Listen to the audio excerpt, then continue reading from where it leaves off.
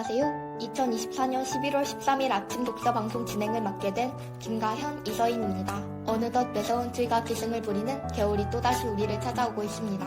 한층 더 추워진 날씨 덕분에 하루가 지날수록 옷은 점점 두꺼워지고 있는데요. 겨울이 다가와 입는 옷이 늘어날수록 몸이 더 무거워지는 듯 느껴지고 곧 올해를 마무리할 생각을 하니 괜히 더 아쉬운 마음이 들어 마음 또한 무거워지는 듯한 기분이 듭니다.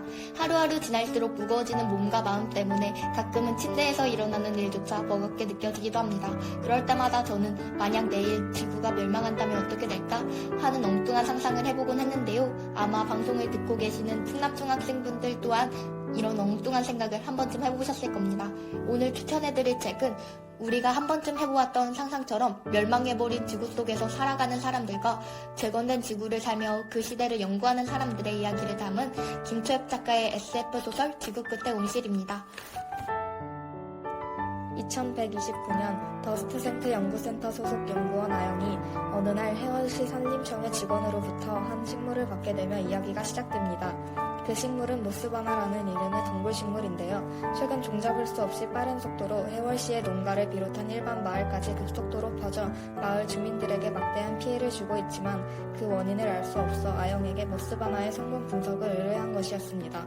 그렇게 아영은 모스바나를 조사하던 중 모스바나의 주위에서 기이한 푸른 빛이 보인다는 소문을 듣게 되었습니다.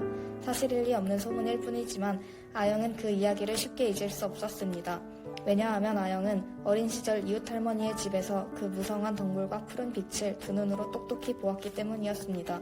며칠 뒤 아영은 스트레인저 테일즈라는 사이트를 통해서 과거 더스트 시대의 모스바나를 약초로 활용하여 랑가노의 마녀들이라고 불렸던 나오미를 만나게 됩니다. 그렇게 조선된 자리에서 아영은 나오미에게 모스바나의 기원과 숨은 이야기들을 모두 전해 듣게 됩니다.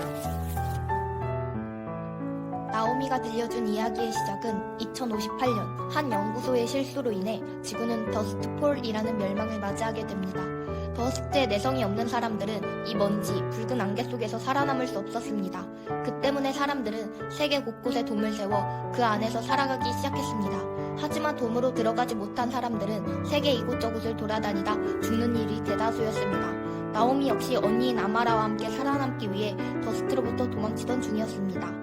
그러던 어느 날 사람들이 돔 밖에서도 자유롭게 숨을 쉬며 살아갈 수 있는 기적과도 같은 마을을 발견하게 됩니다. 그런데 마을로 가던 중 어디선가 인기척이 들려왔습니다. 잠시 멈춰선 그 순간 나무 사이에서 나타난 사람들이 아마라와 나오미를 공격해왔고 그대로 정신을 잃었습니다. 과연 자매를 공격해온 그들은 누구이고 아마라와 나오미는 멸망 속에서 살아남을 수 있을까요? 오늘의 아침 독서 방송은 청취자 퀴즈를 내고 마무리하도록 하겠습니다. 아영의 직업은 과연 무엇이었을까요? 퀴즈의 정답을 알고 계시는 학생분들은 종이에 정답을 적어 도서관에 제출해 주시기를 바랍니다. 지금까지 아침 독서 방송이었습니다. 들어주셔서 감사합니다.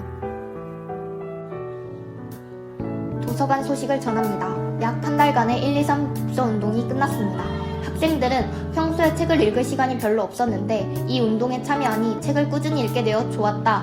점심시간에 여지껏 하는 것이 없어 무의미한 시간을 보냈는데 몇 주 동안 책을 읽고 알찬 시간을 보낸 것 같다 라는 후기를 남겨주었습니다. 아직 도전해보지 못한 학생들은 내년에 꼭 참여해보기를 적극 추천드립니다.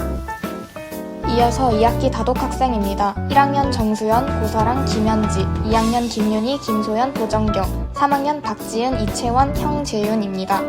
우리 학교 인기 대출 도서입니다.